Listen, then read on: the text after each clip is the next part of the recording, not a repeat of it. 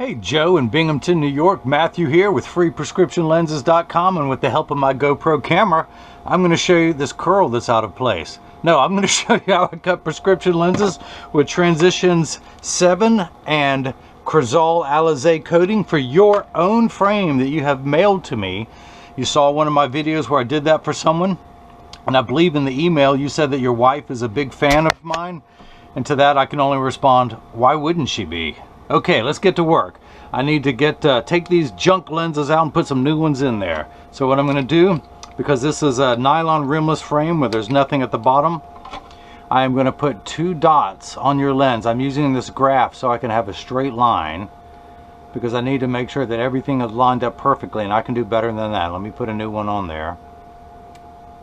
Who keeps leaving the cap off these pens? I think I know. So I also want to measure the width of your frame, the frame's PD as it is known.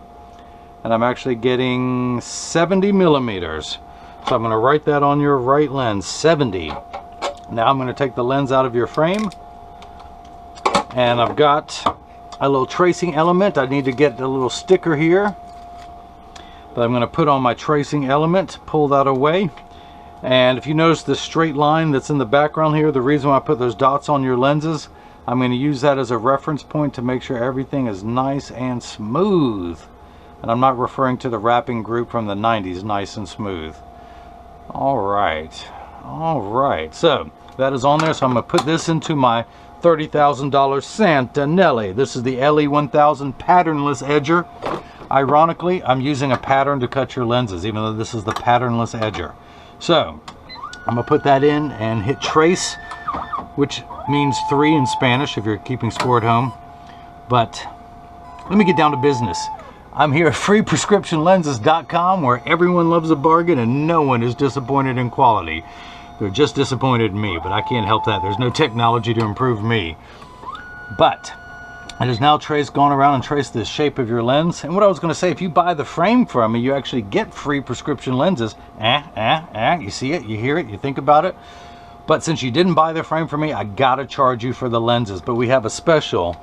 Normally your single vision lenses are 40, the Transitions adds 50, which bring it up to 90. The Crizal anti-glare coating puts another 40. I didn't realize it was gonna be so much math. I'm not gonna add it up in my head, but you're getting the special today for $129. So, let me put in the frame measurements, which I wrote down as 70. 70. Your pupillary distance is 62. Oh, I got to come down here. Wait, I got to go back up and make that 70. Your pupillary distance is 62.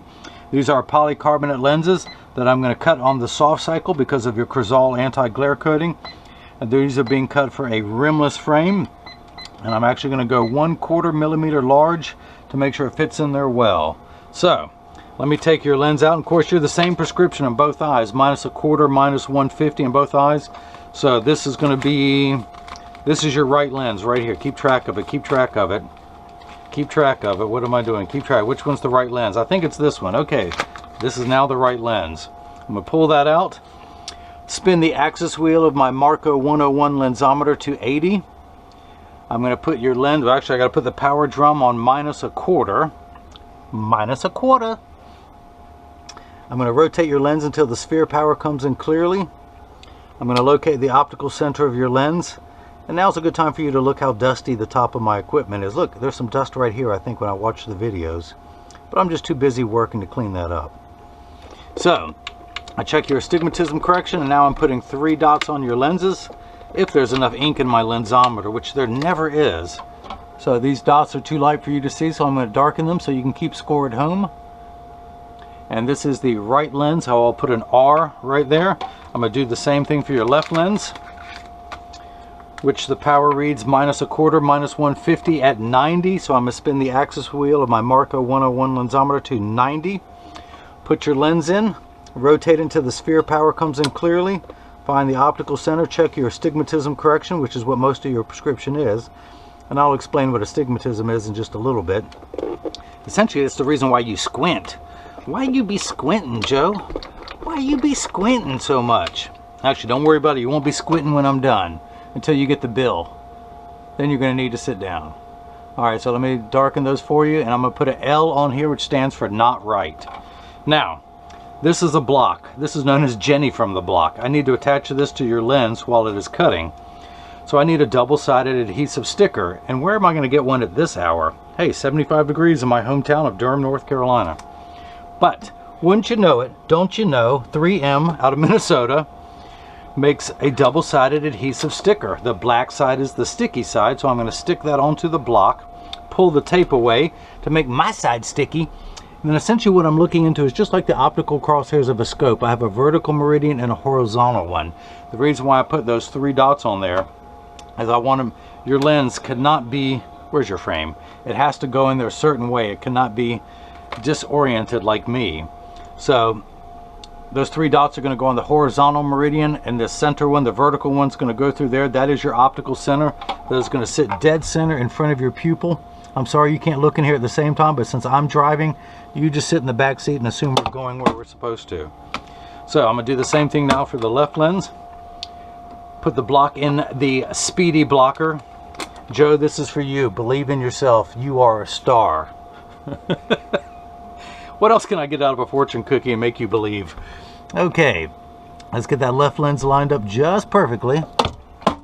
Now, because of the anti-glare coating, which I'll explain too in a minute, I'll explain everything in a minute, but it's also a hydrophobic surface, meaning that it hates water, but in a good way. It's okay to hate this way.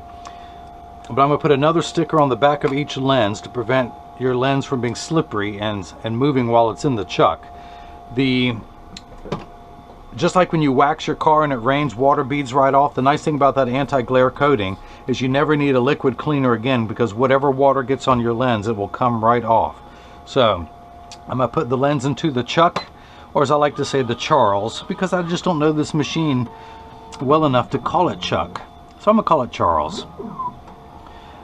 And the first thing that's going to happen, apart from really bad humor, really good humor if you've been drinking, but I think you're sober, so this is really bad humor, but it's going to trace the shape of the right side of your frame, which is this lens, onto that lens to make sure it's large enough to fit into this frame. It all comes back to this frame. It starts with the rear surface, the concave surface closest to your eyelashes. Now it's moved over to the convex front surface. All the while to measure the thickness at every point going around your lens to know where to place the bevel so it fits best inside your frame. The actual cutting wheel is down here on the bottom left. That's going to grind away your polycarbonate material. And this wheel in the center with that channel, actually this blade is what's going to cut the bevel all the way around your lens so it stays inside the frame. I will have to close the door in a moment. What I just wanted you to see is your prescription lens touches down on the cutting wheel. So your lenses are made out of polycarbonate. Polycarb is 40% thinner and lighter than regular plastic. It is also virtually unbreakable, as well as being bulletproof up to 22 caliber. If it wasn't bulletproof, could I do that? But it also has both UVA and UVB protection built into it, because we know what the sun's harmful ultraviolet rays can do to your skin, where your eyes are 8 times more sensitive than your skin, so you have permanent sunscreen for your eyes. It also makes for a great serving platter when you have guests over. Let me demonstrate with some peanuts, shall I? It makes for a great serving dish. So when you go around at parties, you can pass this around and people can take one lens at a time, one peanut. Of course, I'm going to eat them all.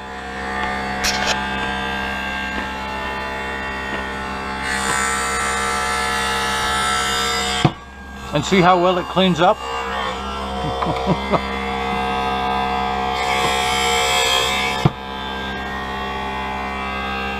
By the way, if anyone's interested, I do sell these peanuts.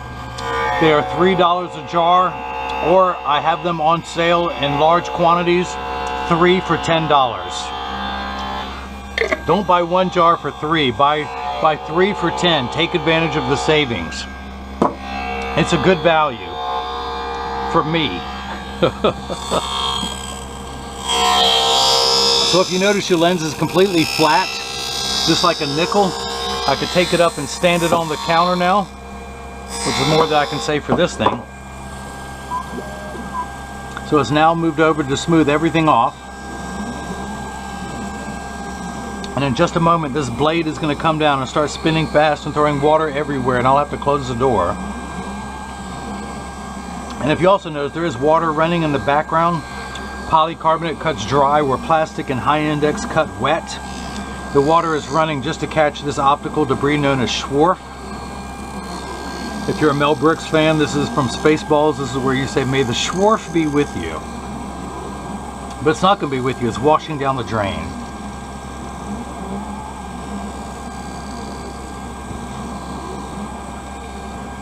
But water jets will kick in at the very end to wash away any optical debris. Like now, here comes the blade. Cut me, Mick, cut me. Oh, throwing water around. Hang on, hang on. Let me dry the lens off. This is a cleaning cloth, which I will provide. Everyone gets a premium microfiber cleaning cloth. You do not have blue cataracts. That was a cloth that I used to wipe the lens. You may actually have blue cataracts. That's a rare form, but here in Durham, North Carolina, home to Duke University and next door to the University of North Carolina in Chapel Hill, both their colors are blue, so blue's big here. Maybe you do have blue cataracts. I think your lens needs a good scrubbing while it goes around. No, I'll save this later. Here comes the water jet, so let's close the door. Let's wipe the door off so you can watch through the inside.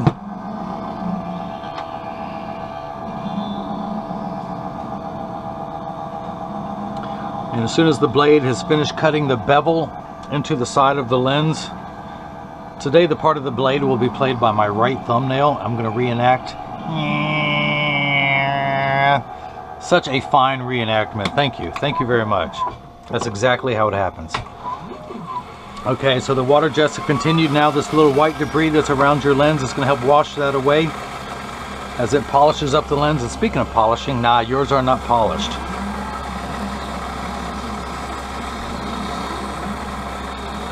Hey, the white's not there anymore. It's like Detroit. Okay, sorry. I have no idea what that means. I read it in a fortune cookie.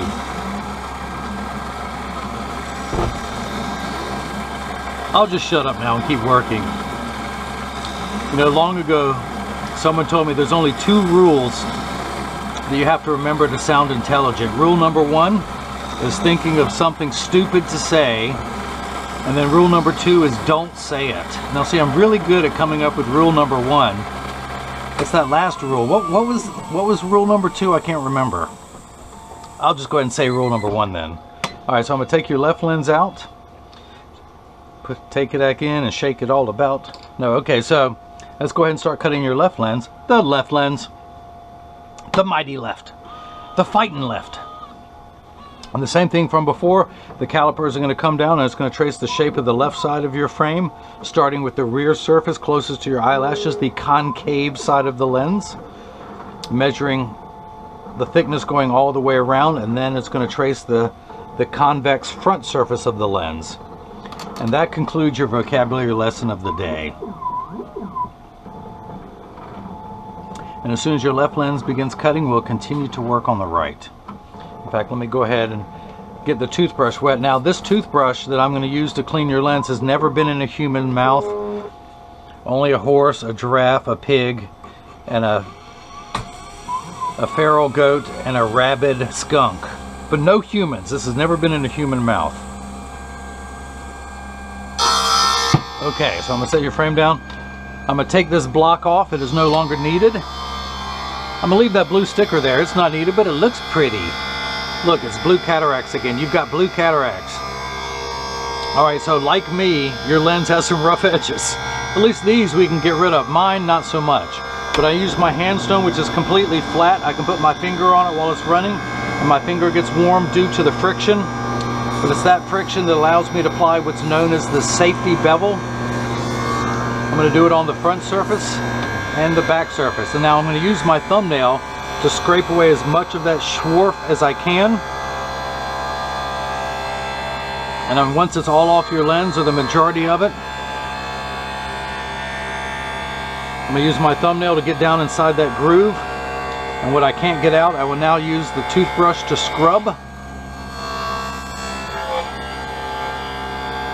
Dry your lens off. Now, the stuff that I removed from your lens, the swarf, very responsibly I collect it and neatly into one pile, and then I wipe it on the floor.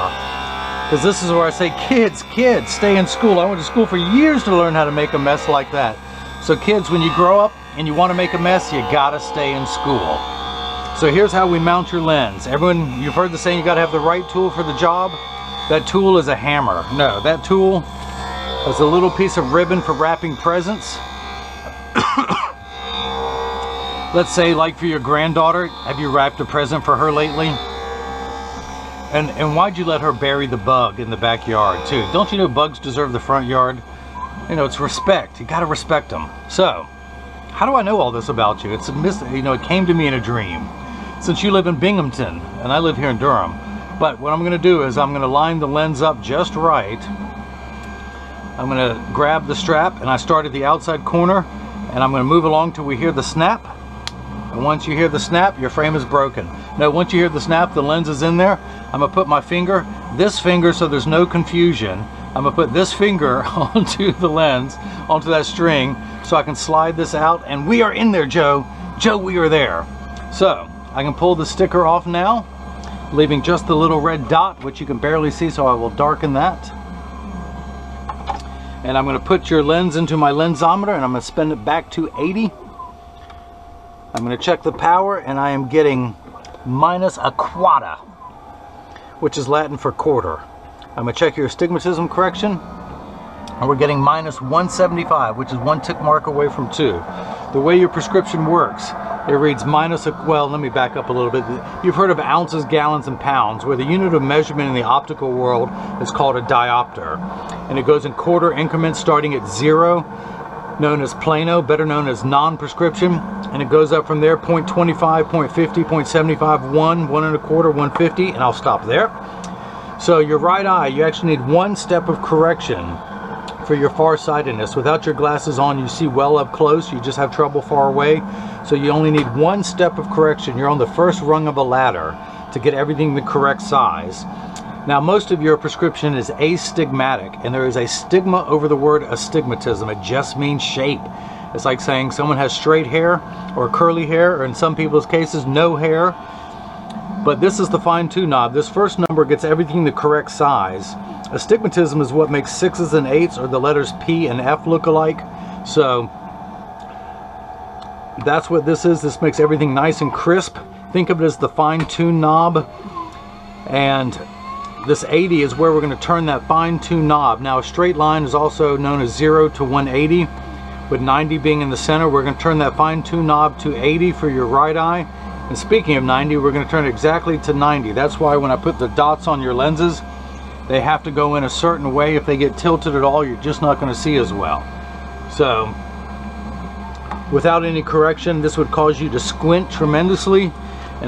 But you would do a really cool impression of Clint Eastwood. So, you know, it has its checks and balances. So the lens, the water jets have kicked in, which tells me it's in the last 20 seconds of the cutting cycle, which means I better hurry up and tell my best jokes. I've been saving them to the end.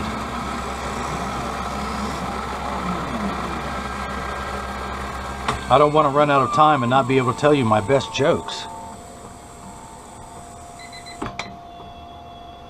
Look at that. Is it okay if you have a little antennae hanging off your lens? The little dewdrop fell off. But let's take this block off. It is no longer needed. I'm going to go back to the handstone. Of course, let me dry your lens off again so it's not slippery where I drop it on live TV, because that's always embarrassing when that happens.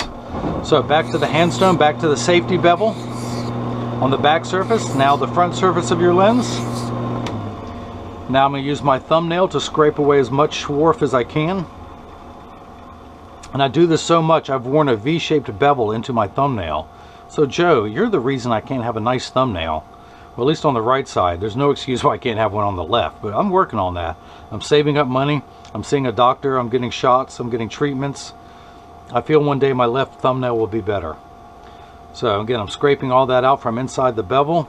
I want to use the toothbrush that has only been in a rabid skunk's mouth. And I won't tell you how I got it in the mouth. I missed, and it was somewhere else, and then I put it in the mouth. So, again, all this is on the counter. I'm going to use my finger to clean all this up. Kids, you know what's coming. Watch this technique behind the back. Woo! Kids, stay in school. How many times I got to tell you that? So let's go ahead and get your left lens mounted. Where's your frame? Here it is, over in my trusty lensometer.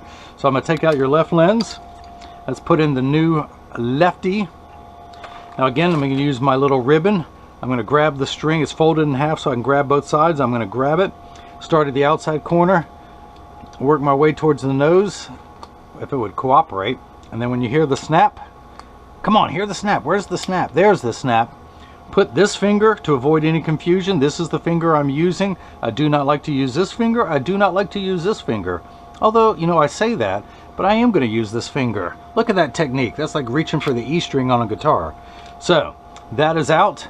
I can barely see that red dot, so let me darken that a little bit more. Sorry, those are all scientific terms. I don't know what they mean. Take that sticker off, and I'm going to put the lens into my lensometer. I'm going to turn the axis wheel back to 90. Put it in over that red dot, and I'm getting -1/4. Check your astigmatism correction for a combined power of -175. You remember high school algebra, don't you? When you have two minuses, you add them together. Or better yet, let me put it in normal terms. If someone had borrowed 25 cents from you and they owed you that, and then they borrowed another $1.50, they would owe you $1.75. We're getting 175, so that is made correctly. Your pupillary distance is 62, which is the distance in millimeters from the center of one pupil to the center of the other. I will put my PD stick up against my thumb on your right lens, and when I hold it up on the left lens, we are getting 62, so that is made perfectly. Now I also want to get these in standard alignment. I set them on the counter. There is also known as the 3-point stance. The 3 points are 1, 2, and 3. I set them on the counter. I press down. There is no wobble. When I say wobble, 80% of people have one ear that's higher than the other, and I'm no different. So when I set mine down, there is a wobble. I'm going to flip this over. No wobble. I close each temple to make sure they're overlapping perfectly. I also want to clean those red dots off your lenses, unless you want to be the first on your block to wear them that way. And dry everything off, and of course I am going to include one of my own premium microfiber cleaning cloths with instructions on how to care for it so it will last you for years, as well as a photo request to have your picture on the website. But that is that. I hope if anyone has any questions about what I can and can't do, although by now you guys know there's nothing I can't do with a pair of prescription lenses or a frame. But that's fine. If you want to, just email me at freeprescriptionlenses@gmail.com or simply click the contact me button on the website. But Joe in Binghamton, New York, I hope you enjoyed watching as I cut Transition 7 gray lenses with Crizal Alize coating for your own frame. And everyone else is, oh, hey, hang on. I'm getting ahead of myself.